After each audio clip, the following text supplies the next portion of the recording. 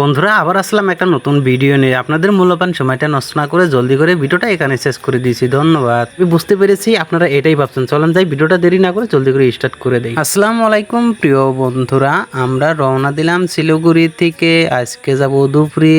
চলেন যাই, আপনাদের পুরো দৃশ্যটা দেখায়। প্রিয় বন্ধুরা, এটা দেখেন যে এটা রাজমহলের মতো দেখা যাচ্ছে। এটা আসলে রাজমহল না, এটা হলো শিলিগুড়ি হাইকোর্ট। চলেন যাই, ভিডিওটা আমরা শুরু করে দেই। প্রিয় বন্ধুরা, আমরা আস্তে আস্তে একটা ব্রিজের উপরেই আসলাম। এটা জানি না কোন জায়গা, কোন ব্রিজ, এটা নামটা হয়তো সঠিকভাবে বলতে পারলাম না। প্রিয় বন্ধুরা, আবার আসলাম ওভার ব্রিজের উপরে। প্রিয় বন্ধুরা, আপনারা কে কোথায় থেকে ভিডিওটা দেখছেন কমেন্টে বলে যাবেন, এবং কি ভিডিওটা শেয়ার করে দিবেন, অন্য ভাইদেরকে দেখার সুযোগ করে দিবেন।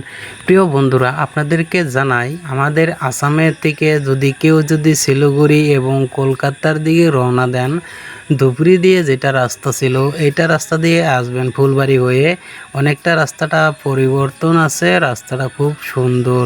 আর এখানে দেখেন মন্দিরঘরের দৃশ্যটা, মন্দিরঘর তো না, পূজা যেটা মানে মন্দিরঘরের মতো বানায়, দেখেন কি সুন্দর দৃশ্যটা আপনাদেরকে দেখাইলাম। ওয়েস্ট বেঙ্গলের যেটা রাস্তা, ওয়েস্ট বেঙ্গলের রাস্তার পরিবর্তনটা খুব একটা সুন্দর, দেখতে অনেকটা খুব সুন্দর লাগে।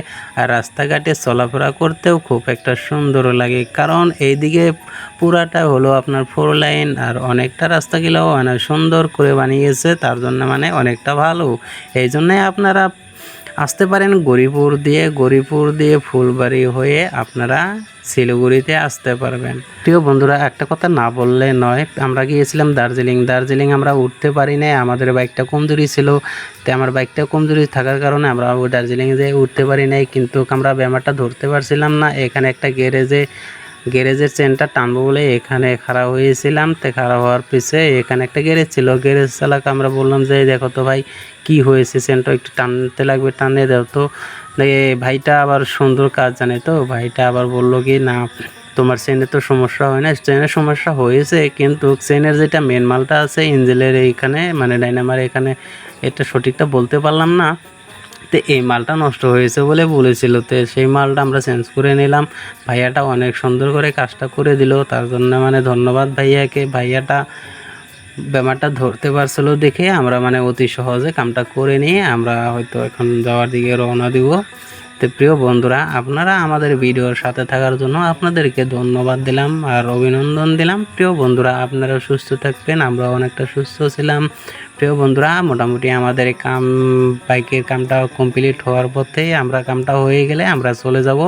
প্রিয় বন্ধুরা, আমাদের সবসময় পাশে থাকবেন, আমাদেরকে ভালোবাসবেন, আমরা আপনাদেরকে ভালোবাসবো। প্রিয় বন্ধুরা, দেখেন কি সুন্দর করে ভাইয়াটা কাজ করতেছে। গ্যারেজের ভিতরে আমরা আছি, এখানে চাটা খাইলাম। এখানে আমাদের বাবুর আলী, সলেমান, হাসিবুল, আমার ইন্ডিয়ান হেল্পিং টিমের সদস্য, আমরা সব 4 জনে এখানে এসেছি। তো এখন আমরা বেশি দেরি না করে, বাইকের কাজটা তো মোটামুটি হয়ে গেল, তাই আমরা এখন আবার রওনা দেবো ধুবড়ির দিকে। ধুবড়ির আমরা কাছাকাছি এসেছি, হরিপুরের কাছাকাছি এসেছি মোটামুটি, আর এখান থেকে 20 কিলোমিটার হবে। তো প্রিয় বন্ধুরা, আপনারা আমাদের সাথে থাকেন। প্রিয় বন্ধুরা, আর একটা কথা না বললে নয়, এই গ্যারেজটার ভিতরে যে মালটা নষ্ট হয়েছে সেই মালটা ছিল না, তার জন্যে এই বাইকওয়ালা গ্যারেজওয়ালা ভাইয়া বলল কি যে এই মালটা আনতে হলে একটু দূরে যেতে হবে। তে আমাদের টিম মেম্বার একজন গিয়েছিল, এটা নিয়ে আসলো। নিয়ে আসার পরে দেখেন একটা ভাইটা কি সুন্দর করে লাগিয়ে দিল। লাগিয়ে দেওয়ার পিছে এখন তো মানে টিপটাপ হয়ে গেল। এটা যদি আমরা ব্যাপারটা যদি আগে যদি ধরতে পারতাম, হয়তো আমরা দার্জিলিং পাহাড়ে আমরা উঠতে পারতাম, কিন্তু ব্যাপারটার জন্য আমরা উঠতে পারি না, যেটা বারবার স্লিপ করেছিল, তার জন্য আমরা রিটার্ন আসলাম। তো প্রিয় বন্ধুরা, আগের ভিডিওটা আমরা কমপ্লিট দেখাইতে পারি না দার্জিলিং শোটা, কিন্তু পরবর্তী আবার আমরা যাইব, তখন গেলে আপনাদেরকে দার্জিলিং শহরটা পুরোভাবে দেখাই দেব। আর আপনারা যদি প্রিয় বন্ধুরা আপনারা যদি ভাবেন যে আমরা দার্জিলিং ঘুরতে যাব, তো দার্জিলিং ঘুরতে গেলে ভালো কথা, আপনারা ধুবড়ি হয়ে এবং ফুলবাড়ি হয়ে শিলিগুড়ি হয়ে আপনারা সুন্দরভাবে দার্জিলিং যাইতে পারবেন।